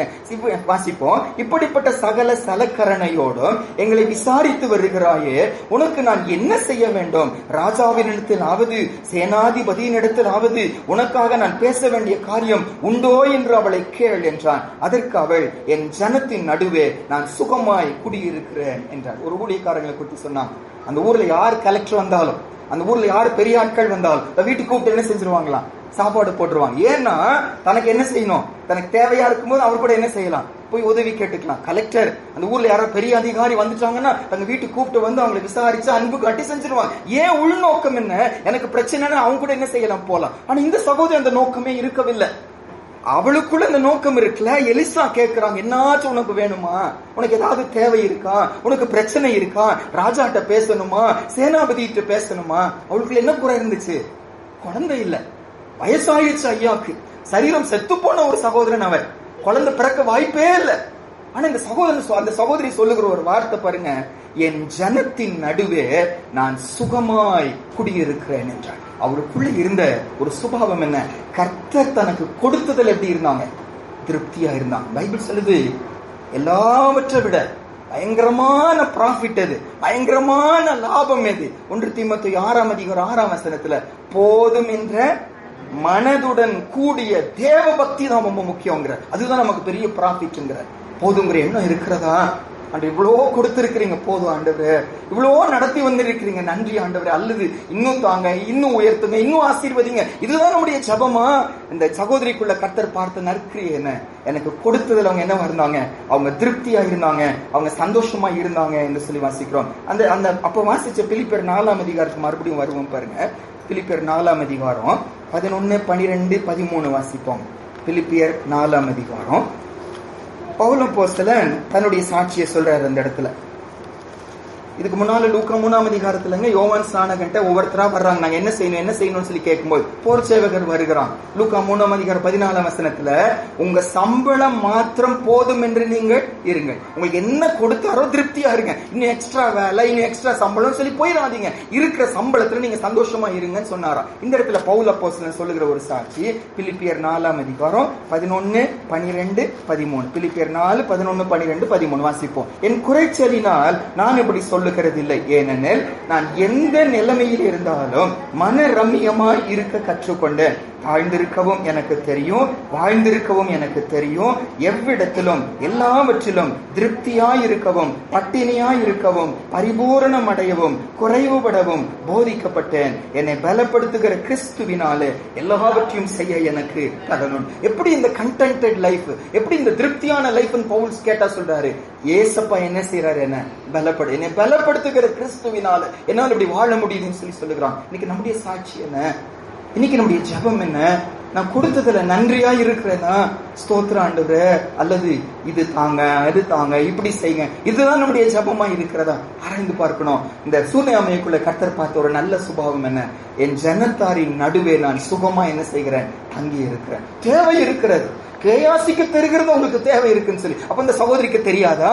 இந்த சகோதரி கர்த்தர் கொடுத்ததுல எனக்கு குழந்தை வேண்டாம்னு நினைச்சாரு, நான் சந்தோஷமா இருப்பேன். எனக்கு இதுதான் நினைச்சாரு, இந்த மாதிரி கணவன் தான் கர்த்தர் நினைச்சாரு, நான் சந்தோஷமா இருப்பேன். இன்னைக்கு எனக்கு கொடுத்ததுல நான் சந்தோஷமா இருக்கிறேன்னா, எனக்கு கொடுத்த கணவன், கொடுத்த மனைவி, கொடுத்த வேலை, கொடுத்த உடல் அழகு, கொடுத்த பிள்ளைங்க, கொடுத்த படிப்பு, கொடுத்த வீட்டு, நான் சந்தோஷமா இருக்கிறேன்னா, அல்லது எப்ப பார்த்தாலும் இன்னும் வேணும், வேற வேணும், மாத்தி கொடுங்க, இதுதான் நம்முடைய ஜெபமா? அல்லது என்ன மாத்துங்கன்னு சொல்லி ஜெபிக்கிறோமா? சூனேமியா கர்த்தர் கொடுத்ததுல திருப்தியா இருந்தாங்க, ஆண்டு கிரியை செஞ்சாங்க. செத்து போன சரீரம் என்று பெயர் பெற்ற கணவனால ஒரு குழந்தையை பெற்றுக்கொண்டாங்க. மரணம் ஜீவனாய் மாற்றப்பட்டது. 2வது சம்பவம். 3வது சம்பவம் மறுபடியும் ஒரு விசை 2 ராஜாக்கள் 4ஆம் அதிகாரத்துக்கு வருவோம். 2 ராஜாக்கள் 4ஆம் அதிகாரம் 18ஆம் வசனத்திலிருந்து ஒரு சில வசனம், ஆக்சுவலா 18 37 வரைக்கும் அடுத்த சம்பவம். நம்ம ஒருவேளை எல்லாம் வாசிக்க நமக்கு டைம் இல்ல, நான் ஒரு சில வசனம் மட்டும் நம்ம வாசிப்போம். 2 ராஜாக்கள் 4ஆம் அதிகாரம் 18ஆம் வசனத்திலிருந்து வாசிப்போமாங்க. 2 ராஜாக்கள் 4ஆம் அதிகாரம் 18ஆம் வசனத்திலிருந்து வாசிப்போம். அந்த பிள்ளை வளர்ந்தான். ஒரு நாள் அவன் அறுப்பறுக்கிறவரிடத்தில் இருந்த தன் தகப்பன் அண்டைக்கு போயிருக்கும் போது தன் தகப்பனை பார்த்து, என் தலை நோகிறது, என் தலை நோகிறது என்றான். அப்பொழுது அவன் வேலைக்காரனிடத்தில், இவன் தாயினிடத்தில் எடுத்துக்கொண்டு போய்விடு என்றான். அவனை எடுத்து அவன் தாயினிடத்தில் கொண்டு போன போது அவன் மத்தியானம் மட்டும் அவள் மடியிலே இருந்து செத்து போனான். அப்பொழுது அவள் ஏறி போய் அவனை தேவனுடைய மனுஷன் கட்டிலின் மேல் வைத்து அவன் வைக்கப்பட்ட அறையின் கதவை பூட்டி கொண்டு போய் தன் புருஷனிடத்தில் ஆள் அனுப்பி, நான் சீக்கிரமாய் தேவனுடைய மனுஷன் இருக்கும் இடம் மட்டும் போய் வரும்படிக்கும் வேலைக்காரரில் ஒருவனையும் ஒரு கழுதையும் எனக்கு அனுப்ப வேண்டும் என்று சொன்னான். போதும் பாருங்க. இந்த சம்பவத்துல இந்த 3வது சம்பவம் என்னன்னா, ஆண்டவர் கிருபையாய் கொடுத்த ஒரு குழந்தை, அந்த குழந்தை நல்லா வளர்ந்து வருது. என்ன வயதுன்னு நமக்கு தெரியல, பைபிள் சொல்லல. சடனா ஒரு நாள் அந்த குழந்தை என்ன ஆயிடுச்சு? இறந்து போயிடுச்சு. இறந்து போன உடனே இந்த சகோதரருடைய ரெஸ்பான்ஸ் என்னன்னாங்க, அந்த குழந்தைய குறித்து அப்பாவுக்கு கூட என்ன செய்யல, அவங்க சொல்லல, கணவனுக்கு கூட அவங்க சொல்லவே. எடுத்துட்டு போனாங்க மேல அறையில கொண்டு போய், எலிசாவுடைய அறையில கொண்டு போய் அவங்க பெட்ல இந்த குழந்தைய படுக்க வச்சுட்டு கதவை பூட்டிட்டு எலிசாட்ட என்ன செய்யறாங்க? ஓடி போகிறாங்க. அவங்க போயிட்டே இருக்கும்போது கணவன்கிட்ட சொல்லிட்டு ஒரு வேலைக்காரனி ஒரு கழுதையும் கூட்டிட்டு போறாங்க. வேலைக்காரன்ட்ட சொல்றாங்க, நான் சொல்ற வரைக்கும் நீ நிறுத்தாத, நீ போயிட்டே இருன்னு சொல்லி சொல்லுகிறான். அங்க போய் சேர்ற நேரத்துல எலிசா பார்த்து விடுகிறாங்க. சூனேமியாள் வருகிறாங்க. நீங்க போய் விசாரி, கேயாசிட்டு சொல்றாங்க, போய் விசாரி என்ன பிரச்சனை என்ன சொல்லிட்டு, எல்லாம் நல்லா இருக்கு, எல்லாம் நல்லா இருக்குன்னு சொல்லிட்டாங்க. ஓடி வந்த சகோதரி எலிசாவின் கால் என்ன செஞ்சுறாங்க? பிடித்து கொள்ளுகிறாங்க. கேயாசி வந்து விளக்க பாக்குறாங்க. எலிசா சொல்லுகிறாங்க, வேண்டாம், அவள் துக்கத்தோடு கூட இருக்கிறாங்க, கர்த்தர் எனக்கு மறைத்து விட்டார் என்று சொல்லி சொல்லுகிறாங்க. இப்ப இந்த சகோதரி சொல்லுகிறாங்க, அன்னைக்கே நான் சொன்னேன்ல, அபத்தம் பேசாதீங்க, நான் கேட்டேன் உங்க கூட குழந்தைய புரிந்து கொண்டாரு, ஏதோ பிரச்சனை நடந்திருக்குன்னு. கேயாசிட்டு சொல்றாரு, என் கோலை கொண்டு போ, வழியில யார்ட்டும் நிக்காத, ஓடி போய் அவன் தலை மேல கையங்க கோலை போட அவன் எழுப்பான்னு சொல்லி சொல்லுகிறான். இந்த சகோதரி சொல்றாரு. அப்ப அந்த சகோதரி சொல்லுகிற அந்த வார்த்தை மட்டும் நம்ம பிடித்துக் கொள்வோம். பாருங்க, வாசிப்போம். 2 ராஜாக்கள் 4ஆம் அதிகாரத்துல 30வது வசனம் வாசிப்போம். பாருங்க, 2 ராஜாக்கள் 4ஆம் அதிகாரம் 30வது வசனம். பிள்ளையின் தாயோ, நான் உம்மை விடுகிறதில்லை என்று கர்த்தரின் ஜீவனையும் உம்முடைய ஜீவனையும் கொண்டு சொல்லுகிறேன் என்றால், அப்பொழுது அவன் எழுந்திருந்து அவள் பின்னே போனான்.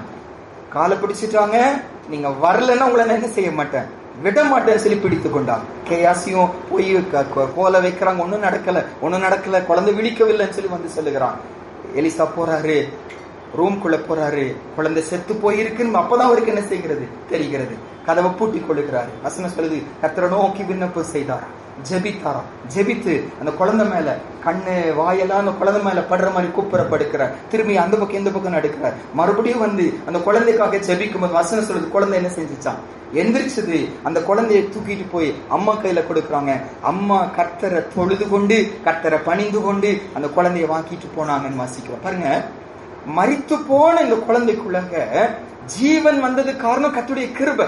ஆனா இந்த சகோதரிக்குள்ள கர்த்தர் பார்த்த நல்ல குண அதிசயம் என்ன? ஆண்டவர் மேல வைத்த ஒரு விசுவாசம். கர்த்தர் கொடுத்தாருன்னா கர்த்தர் என்ன செய்வாரு, அதை வாழ வைப்பாரு என்று சொல்லி விசுவாசம் இருந்துச்சு.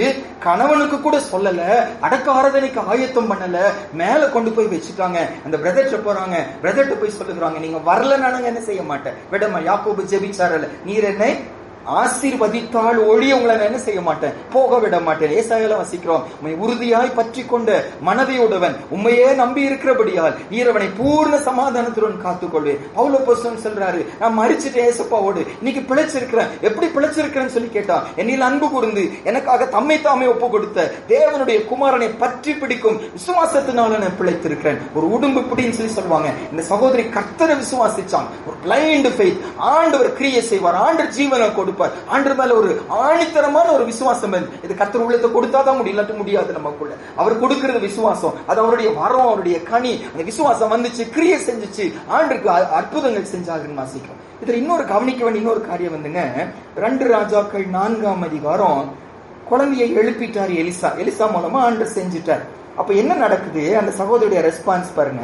37வது வசனம் வாசிப்போம். எலிசா குழந்தையை கூட எடுத்துட்டு போன்னு சொல்லி சொல்றாங்க. அப்ப இந்த சகோதரி என்ன செய்யறாங்க, 37வது வசனம், அப்பொழுது அவள் உள்ளே போய் அவன் பாதத்திலே விழுந்து தரை மட்டும் பணிந்து தன் குமாரனை எடுத்துக்கொண்டு வெளியே போனார்.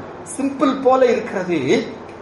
நம்ம இந்த இடத்துல என்ன செய்வோம்னு யோசிச்சு பாருங்க. குழந்தை இறந்து போயிடுச்சு, பிரேயருக்காக கூட்டிட்டு வரோம், வாங்கன்னு சொல்லி கூப்பிடுகிறாங்க, சரியாங்க. நம்ம ஃபர்ஸ்ட் எங்க போவோம், குழந்தைட்ட போவோமா, ஊழியன்ட்டு போவோமா? குழந்தை உயிரோடு இருக்கிறத பார்த்தா குழந்தை பிடிச்ச என்ன செய்வோம், கட்டி பிடிப்போம், சந்தோஷப்படுவோம், மகிழ்ச்சி அடைவோம். ஆனா இந்த சகோதரிய ரெஸ்பான்ஸ் என்ன, குழந்தை பக்கம் போகல, குழந்தை கையில் எடுக்கல. அதுக்கு பதில் யார் பக்கம் போனாங்க, எலிசாட்ட போனாங்க, பணிந்து கொண்டாங்க, நன்றி சொன்னாங்க, அப்புறம் தான் குழந்தையை எடுத்தாங்கன்னு வாசிக்கும். நீங்க புரிந்து கொள்றீங்கன்னு எனக்கு தெரியல. அந்த சகோதரிக்கு அந்த குழந்தைய விட கர்த்தர் செய்த காரியம் பெருசா இருந்துச்சு. கர்த்தருக்கு நன்றி சொன்னாங்க, கர்த்தருக்கு ஆராதனை செய்தாங்க, அப்புறம் தான் குழந்தையை தொட்டாங்க. இன்னைக்கு நம்ம எப்படி இருக்கிறோம், ஒரு பிரச்சனை மாறணும்னு எவ்வளோ அழுகிறோம், எவ்வளோ உபவாசிக்கிறோம், என்ன பொருத்தனையெல்லாம் நம்ம பண்ணுகிறோம், என்னெல்லாம் நம்ம செய்து விடுகிறோம். ஒரு ஸ்கூல் ஹெட் மாஸ்டர், அவர் சடன்ல ரொம்ப பலவீனம் ஆயிட்டார், ரிட்டையர் எல்லாம் ஆயிட்டார், ரொம்ப பலவீனம் ஆயிட்டு. அப்ப எங்களை கூப்பிடுறாங்க பிரேயருக்குன்னு சொல்லி நாங்க போறோம். எங்களோடவங்க என்ன சொல்றாங்க, ஏசப்பா மட்டும் எங்களுக்கு சுகம் கொடுத்துட்டாங்கன்னா பிரதர், நாங்க இனிமேல் கர்த்தருக்காக தான் நாங்க என்ன செய்வோம், ஊழியம் செய்வோம். எங்க சம்பளத்தெல்லாம் கர்த்தருடைய காரியத்துக்காக என்ன செய்வோம், நாங்க செலவு பண்ணுவோம். தீர்மானம் எடுக்கிறாங்க. எப்போ வியாதி வரும்போது, வியாதி சுகமான இப்படி செய்வோம்னு சொல்லி செய்யறாங்க. ஆனா முடிச்சதுக்கு அப்புறம் என்ன செஞ்சாங்கன்னு நமக்கு தெரியல. கர்த்தர் பலன் தந்தாரு, என்ன நடந்துச்சுன்னு தெரியல. ஆனா இந்த சகோதரி என்னன்னா, நாம பல நேரம் என்ன செய்யறோம்னா, அப்படி தீர்மானம் பண்றோம், இன்னும் ஆண்டருக்காக தான் ஊழியம் செய்வேன், இன்னும் கர்த்தருக்காக தான் வேலை செய்வேன், கர்த்தருக்காக முதலிடம் கொடுப்பேன், குடும்பமா கர்த்தருக்கு பணிலாம் செய்யறோம். கர்த்தரின் பொருத்தனையை கேட்கிறாரு, பொருத்தனையை கனப்படுத்துகிறாரு, ஜீவனை கொடுக்கிறார். பல நேரம் கர்த்தர் கொடுத்த ஜீவன் எனக்கு பெருசா போய்கிறது. செய்த கர்த்தரை நம்ம என்ன செஞ்சிடறோம், மறந்து விடுகிறோம். இந்த சகோதரி அப்படி செய்யவில்லை. குழந்தை கையில வந்துருச்சுன்னு குழந்தை கூட தூக்கவே இல்லை, பைபிள் சொல்லி சொல்லுது. எலிசாட்ட போனாங்க, காலில் விழுந்தாங்க, நன்றி சொன்னாங்க. இன்னைக்கு நம்ம எப்படி இருக்கிறோம், ஆண்டருக்கு பணிவிடை செய்கிறோமா, ஆண்டருக்கு நன்றி சொல்லுகிறோமா, செய்த காரியங்களுக்காக கர்த்தருக்கு ஆராதனை செய்கிற கூட்டத்தாரா, அல்லது கிடைத்த ஆசீர்வாதம் கர்த்தரை விட்டு நம்மளை பிரித்து விட்டதா?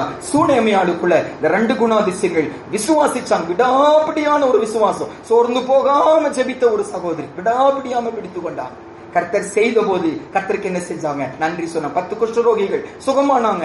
ஆனா ஒரு குஷ்டரோகி மட்டும் என்ன செஞ்சாங்களாம், நன்றி சொல்லி திருப்பி வந்தாங்க. ஆண்டவர் கேட்டாரு, இந்த ஒரு சமாரியனை தவிர வேற யாரும் இல்லையான்னு சொல்லி ஆண்டவர் கேட்டாராம். நம்மை பார்த்து இயேசுப்பா என்ன சொல்றாரு, எத்தனை நன்மைகளை பெற்று மறந்துட்டோம், எத்தனை பொருத்தனைகளை மறந்து விட்டோம், எத்தனை அர்ப்பணிப்புகளை மறந்து விட்டோம். கர்த்தர் கொடுத்த வேலை, கர்த்தர் கொடுத்த படிப்பு, கர்த்தர் கொடுத்த ஜீவன் இன்னைக்கு கர்த்தரை விட்டே பிரிப்பதற்கு காரணமாயிடுச்சா?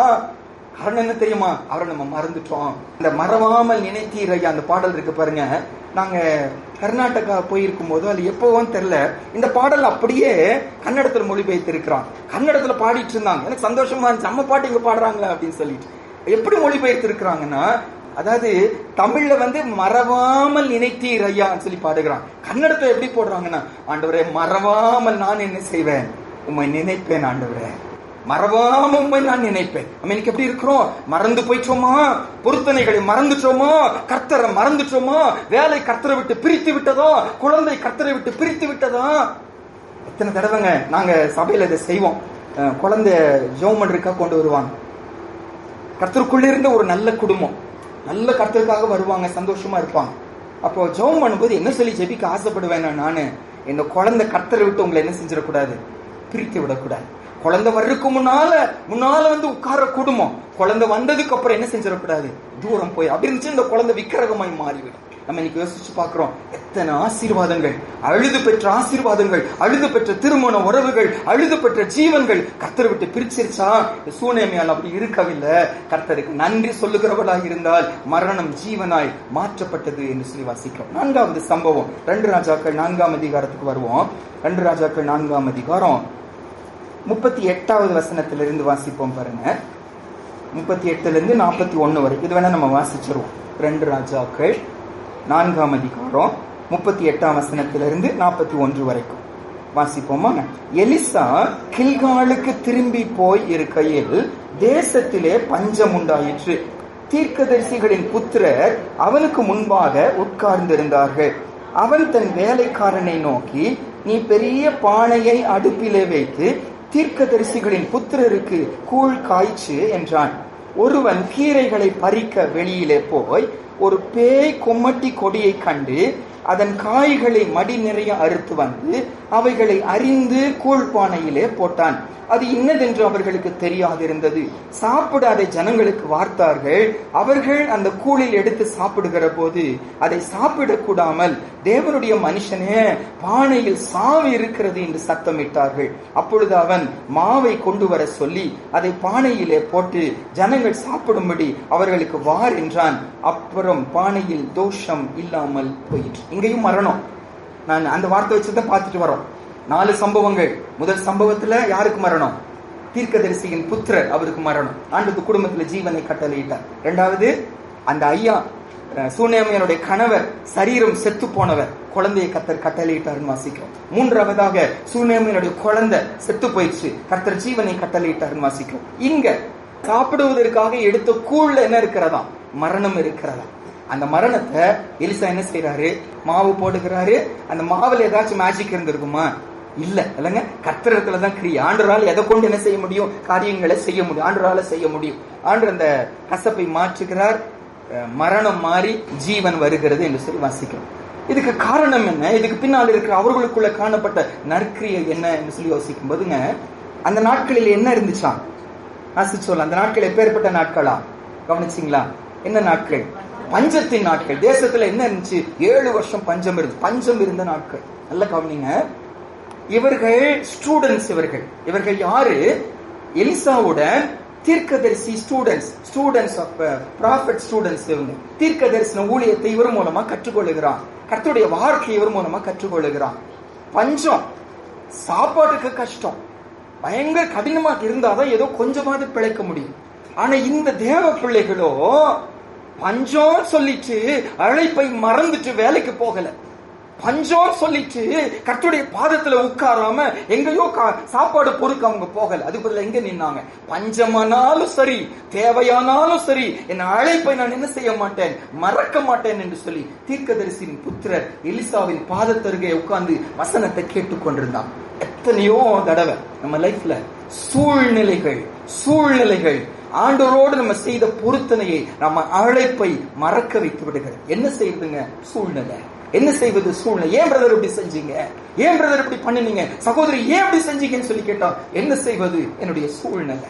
என்னுடைய சூழ்நிலையை காரணம் காட்டி அழைப்பை விட்டு தூரம் போய் விடுகிறோம். சூழ்நிலையை காரணம் காட்டி வசனத்தை விட்டு தூரம் போய் விடுகிறோம். வசனத்தை கூட நம்ம சொல்லிடுவோம், மாம்சம் என்ன ஆனதுதான், பலவீனம் உள்ளது, வேற என்ன செய்வதுன்னு சொல்லி விடுகிறோம்.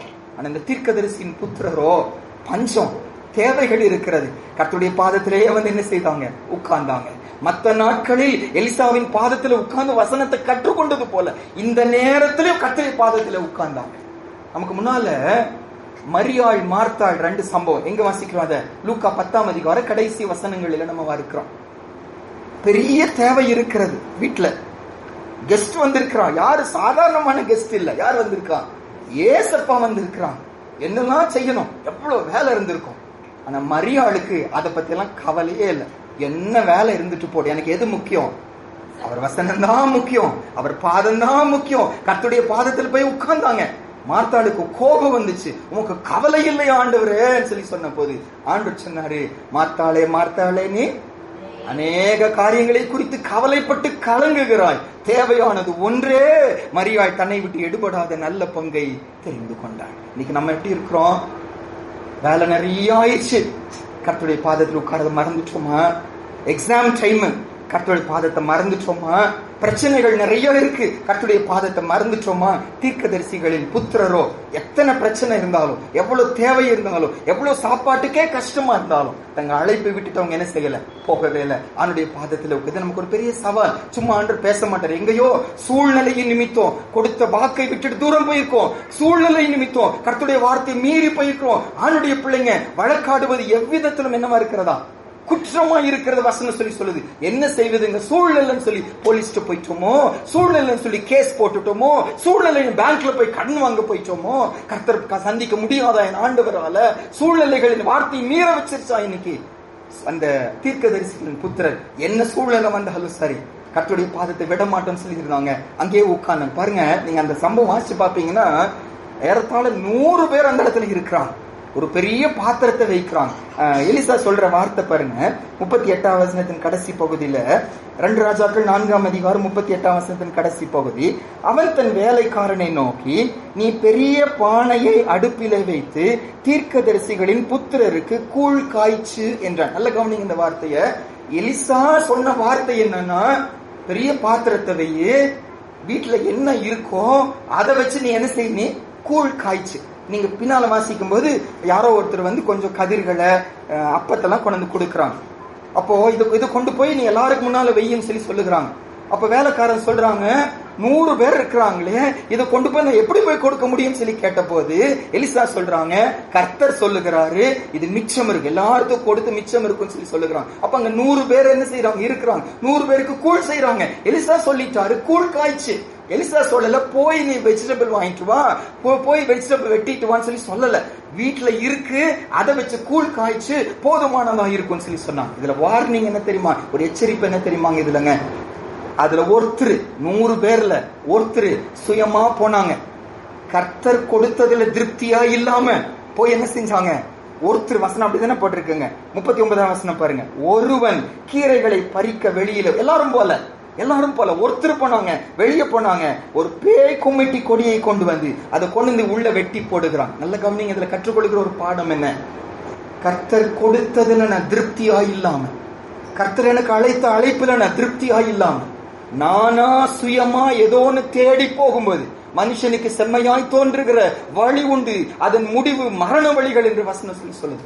ஆண்டு எனக்கு கொடுத்ததுல நான் திருப்தியா இல்லாம இன்னொன்னு ஏதோ ஆட் பண்ண போகும்போது, கர்த்தர் எனக்கு கொடுத்த வேலையில நான் திருப்தியா இல்ல, இன்னொரு எக்ஸ்ட்ரா வேலையை போகிறேன். கர்த்தர் எனக்கு கொடுத்த சம்பளத்துல திருப்தியா இல்ல, இன்னும் எக்ஸ்ட்ரா காரியத்தை போகிறேன். அந்த எக்ஸ்ட்ரா இங்க என்னவா முடிச்சு? மரணத்துக்கு காரணமா மாறிடுச்சு. நம்ம இன்னைக்கு எப்படி இருக்கிறோம்? ஆண்டவரே எங்களுக்கு கொடுத்ததுல நாங்க திருப்தியாக இருக்க வசனத்தை பத்தி சொன்ன போது கூட பைபிள் சொல்லுது, இந்த தீர்க்க தரிசன வசனம், பைபிள் அங்கங்க இந்த வசனத்தை வாசிப்பீங்க. நீதிமொழிகள் 30:6 வாசிப்பீங்க, உபாகமம் 4ஆம் அதிகாரத்திலும் வாசிப்பீங்க, வெளிப்படுத்தல் 22:18 வாசிப்பீங்க. இதோடு ஒன்றையும் நீங்க என்ன செய்யாதீங்க? கூட்டாதீங்க. இல்ல ஒன்றையும் என்ன செய்யாது? குறைக்க கூடாது. ஆண்டு நமக்கு என்ன கொடுத்திருக்கிறாரோ, கொடுத்த வசனத்துல சத்தியத்துல நம்ம நிலைச்சு நிக்கணும். எக்ஸ்ட்ரா வேணும். இந்த கொலோசே சபையும் சரி, கலாத்திய சபையும் சரி, கர்த்தர் அழைத்த அழைப்புல கர்த்தர் கொடுத்த சுவிசேஷத்துக்கு திருப்தியா இல்லாம எக்ஸ்ட்ரா ஒண்ணு உள்ள நுழைச்சாங்க. ஆண்டவரை விடல, சத்தியத்தை விடல, ஆனா எக்ஸ்ட்ரா ஒண்ணு சேர்த்த பார்த்தாங்க. அது கர்த்தர் விட்டு அவங்களை புத்தி இல்லாதவர்களா மாற்றி விட்டுச்சுன்னு வாசிக்கிறோம். இன்னைக்கு கர்த்தருடைய சத்தியத்துல நம்ம நிலைச்சு நிக்கிறோமா? கர்த்தர் எனக்கு கற்றுக் கொடுத்தவளை நிலைச்சு நிக்கிறோமா? இன்னைக்கு ஒரு சிலர் எல்லாம் எழும்பிட்டாங்க, கர்த்தர் எனக்கு வெளிப்பாடு கொடுத்தார், கர்த்தர் எனக்கு புது ரெவலேஷனை கொடுத்தார். பைபிள் படி அது பொய். வசனத்துக்கு மீறின ஒரு ரெவலேஷன் இல்லவே இல்லை. வசனத்தோடு எல்லாம் வெளிப்பாடு என்ன செஞ்சிருச்சு? முடிஞ்சிருச்சு. இதோட கூட்டக்கூடாது, இதோட குறைக்க கூடாது. யாரா பத்தி சொன்னாங்க, நாங்க அடிக்கடி சொல்லுவோம், சபை மக்கள் ஏதாவது சொல்லும் போதெல்லாம் பைபிள்ல எங்கேயாச்சும் போடப்பட்டிருக்கான்னு சொல்லி சொல்லுங்க. வந்து சொல்லுகிறாங்க, ஜெபம் பண்ணி என்ன கொடுக்க சொல்லுகிறாங்க, ஜெபம் பண்ணி வீட்டெல்லாம் என்ன செய்யறாங்க?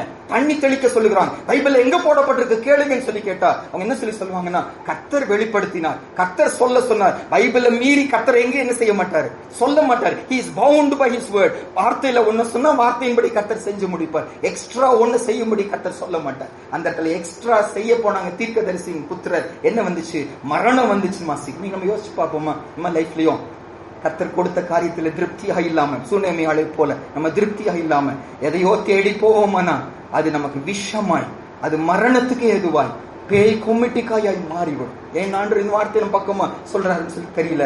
எங்கேயோ கர்த்தர் கொடுத்த அழைப்புல திருப்தியாக இல்லாம, கர்த்தர் கொடுத்த சத்தியத்துல திருப்தியா இல்லாம, அழகான ஊழியர் அழகான சபையை நமக்கு கொடுத்திருக்காங்க, இதுல திருப்தியா இல்லாம எங்கேயோ என் சத்தம் வேற எங்கேயோ போயிட்டே இருக்கிறேன், எனக்கு திருப்தியாக இல்ல, இன்னும் எக்ஸ்ட்ரா வேணும், இன்னும் எக்ஸ்ட்ரா வேணும், வசனத்துக்கு மாறான சத்தியங்கள் வெளியே அங்கங்க பெருகி கொண்டிருக்கிறது, என் செவியை சாய்க்க போவேனா, அது பேய் கொம்மிட்டியாய் மாறிவிடும். கர்த்தரை விட்டு நம்ம பிரிச்சிருவோம், மரணத்துக்குள்ள கொண்டு போயிடும். ஆனா இந்த தீர்க்கதரிசிகளின் புத்திரர் கர்த்தருக்கு முதலிடம் கொடுத்ததுனால அந்த பேய் கொம்மிட்டிக்காய் போடப்பட்ட அந்த சூப்பை அவர் சரிபடுத்துகிறாரு, சரியாகிறது, மரணம் நீங்குகிறது, ஜீவன் வந்துச்சுன்னு வாசிக்கிறோம். இன்னைக்கு நம்ம யோசிச்சு பார்ப்போமாங்க.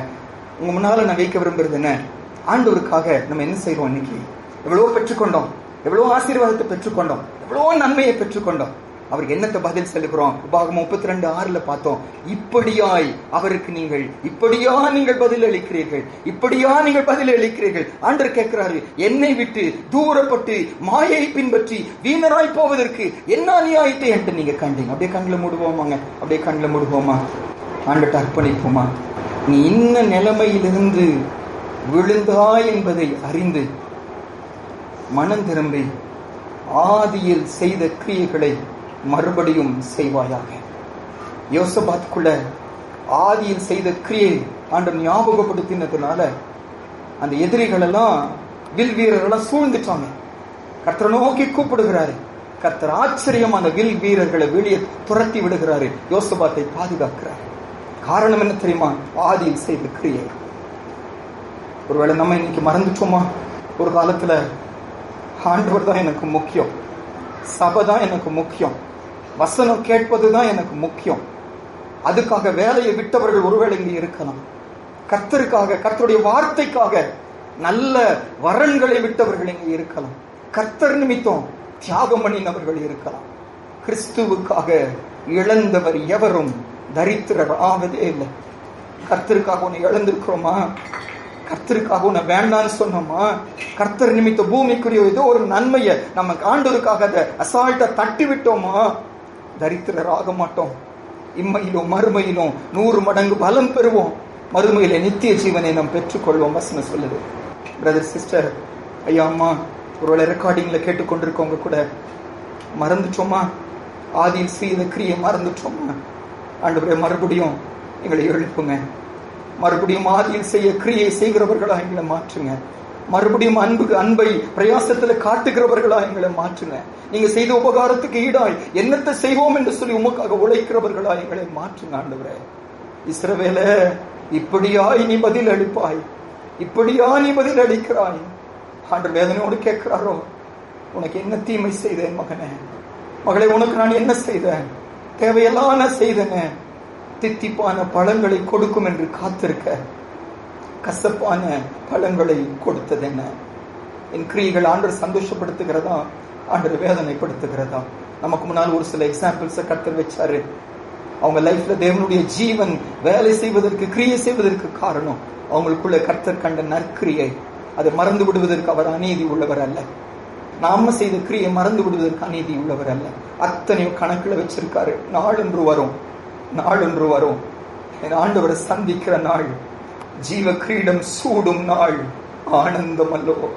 பூமியில பட்ட பாடுகள், பூமியில பட்ட இழப்புகள், கர்த்தர் நிமித்தம் வேண்டாம் சொன்ன காரியங்கள் எல்லாம் பூமியில நம்மளை பார்த்து சொன்னா ஏமாந்து போனவன் இவன் வாழ தெரியாதவன் நம்ம பார்த்து சொல்லலாம். ஆனா நாள் ஒன்று வரும், யார் ஏமாந்து போனவங்க அன்னைக்கு தெரியும். பிரதர், சிஸ்டர், தியாகம் பண்ண யோசிக்கிறீங்களா? அதை விட்டுவிட யோசிக்கிறீங்களா? காலம் ரொம்ப நாள் இல்ல, ரொம்ப நாள் இல்ல, சீக்கிரம் ஏசப்பா வர போறாரு. அன்னைக்கு ரிக்ரெட் பண்றதை விட இன்னைக்கு ஒப்பு கொடுப்போமா? ஆமாண்டவரே, எனக்காக தான் பேசுறீங்க, நான் ரொம்ப யோசிக்கிறேன் ஆண்டவரே, உமக்காக டைம் கொடுப்பதற்கு, உமக்காக லீவ் எடுப்பதற்கு, உங்க காரியத்துக்கு காசு கொடுப்பதற்கு, உங்க ஊழியத்துல ஈடுபடுறது நான் ரொம்ப யோசிக்கிறேன், என்ன மன்னிச்சுக்குங்க ஐயா. சுனேமை ஆளை போல நான் இல்ல சுவாமி, நான் மறந்துட்டேன், செய்த நன்மையை மறந்து என் குடும்பம், என் வேலை, என் படிப்புன்னு ரொம்ப தீவிரமா நான் போய் கொண்டிருக்கிறேன், என்ன மன்னிங்க ஏசப்பா. ஒப்பு கொடுப்போம். ஜீவன் மறுபடியும் கிரியை செய்யும். ஆண்டவருக்காக ஜீவனுள்ள சாட்சியாய் நம்ம எழும்புவோம். மகா பரிசுத்தமுள்ள நல்ல தகப்பனே, ஆண்டு இந்த காலவெளிக்காக உமக்கு நன்றி செலுத்துகிறோம். ஆண்டவரை மறவாமல் நினைக்கிற தேவனப்பா, நீங்க ஒரு நாள் மறந்து போகிறவரே இல்லை சுவாமி. இவ்வளோ பெரிய ஆண்டவர் நீங்க இருக்கும்போது நாங்க எப்படி ஆண்டவரை யோசிக்கிறோம்? உமக்கு செலவு பண்ண, உமக்கு தியாகம் பண்ண, உமக்கு கொடுக்க உங்க நாமத்து நிமித்தம் வேலையை விட, உங்க நாமத்து நிமித்தம் குடும்பத்தை விட, உங்க நாமத்து நிமித்தம் சொத்துக்களை விட எப்படி ஆண்டவரே நாங்க யோசிக்கிறோம். பிசாசு இப்படி எல்லாம் எங்களை ஏமாற்றி விடுகிறோம் ஆண்டவரே. பூமியை பெருசாக காட்டி விடுகிறோம். கிருபையாய் மன்னிங்க சுவாமி, கிருபையாய் மன்னிங்க ஆண்டவரே. நீங்க மறக்கிறது இல்லை ஆண்டவரே, ஆனா நாங்க மறந்து விடுகிறோம் சுவாமி. எங்க அழைப்பை மறந்து விடுகிறோம். நீங்க செய்த நற்கிரியை மறந்து விடுகிறோம். எங்களை ரட்சித்ததை மறந்து விடுகிறோம். எங்களை செய்த நன்மைகளை மறந்து விடுகிறோம். இன்னைக்கு எங்களை நினைப்பூட்டுவதற்காக நன்றி அப்பா. எங்களை நாங்கள் ஒப்பு கொடுக்கிறோம். வருகிற நாட்களில் ஆண்டவருக்காக ஆண்டவரே கிரியை செய்கிற ஒரு சபையாய், ஆண்டவருக்காக பிரயாசப்படுகிற ஒரு சபையாய், ஆண்டவருக்காக எழும்புகிற ஒரு சபையாய், சுவிசேஷம் சொல்லுகிறவர்களாய், சுவிசேஷத்துக்காக செலவு பண்ணுகிறவர்களாய், செலவு பண்ணப்படுகிறவர்களாய் ஆண்டு எங்க சபையை நீங்க பிரித்தெடுப்பதற்காக உமக்கு நன்றி ஏசப்பா. அப்படி செய்வதற்காக ஸ்தோத்திரம். மரணத்தின் ஆளுகையை முடிவு பண்ணி ஜீவன் வெளிப்படுவதற்காக உமக்கு நன்றி செலுத்துகிறோம். ஜெபத்தை கேட்டதற்காக உமக்கு நன்றி செலுத்துகிறோம். இயேசுவின் மூலம் ஜெபிக்கிறோம் நல்ல பிதாவே, ஆமென்.